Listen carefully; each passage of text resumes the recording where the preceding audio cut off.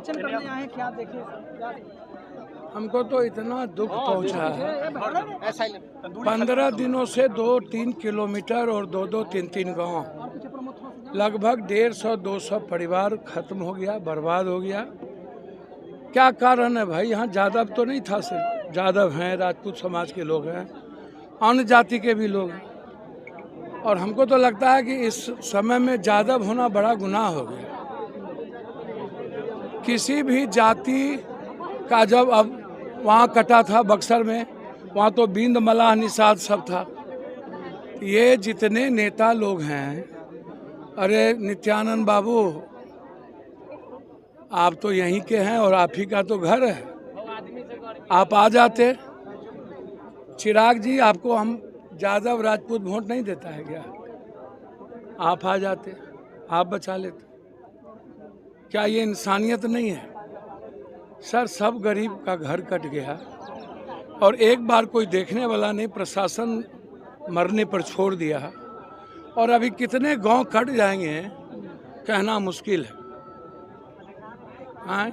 ना कोई राशन मिला, ना किसी तरह की राहत मिले। कल पानी नीचे गिरा है, अब कटाव जारी है। बंडाल बनाने का डिमांड है पूरे गांव और समाज का। 3 पंचायत सहदई का ये पूरा का पूरा इलाका 10 किलोमीटर के रेडियस से पूरा गांव कट रहा है। गांव के किसी के पास ज़मीन नहीं बचा, जिंदगी कैसे जिएगा भाई?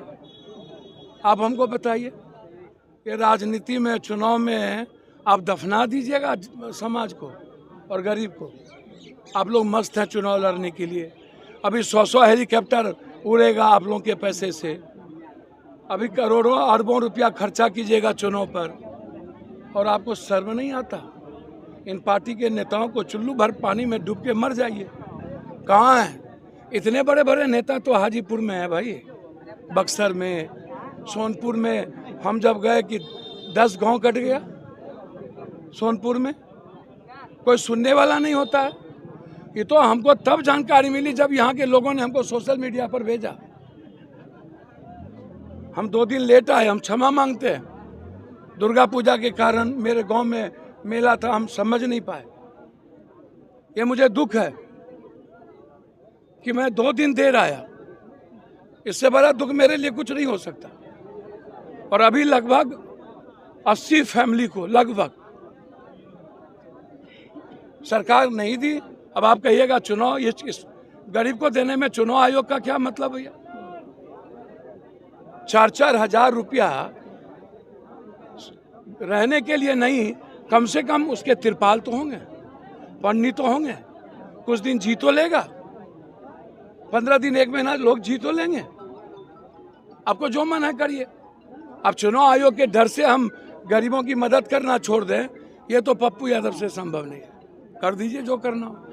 मैं तो जितने लोग हैं हमारे जिला परिषद से लेकर सभी हमारे लीडर लोग, सभी लोगों ने हमने कह दिया जितने लोग बचे हैं उतने लोगों का लिस्ट बनाई, हम सबकी मदद करेंगे। और मेरे लिए बंडाल जोड़ी है, मैंने अभी मल को लगाया, डीएम साहब को लगाया। अरे डीएम साहब उठा तो लीजिए फोन, आप फोन भी नहीं उठाएंगे। बगल में पटना है, सब नेता टिकट बांटने में मस्त है। पैसे का खेल, मीडिया को पैसा देने के लिए, हेलीकॉप्टर को और पेपर को पैसा देने के लिए करोड़ों अरबों रुपया इन लुटेरों के पास है। गरीब की जिंदगी तबाह हो गई, इन लोगों के पास पैसे नहीं होते। बेईमान है ये लोग गरीब के प्रति बेईमानी करते हैं।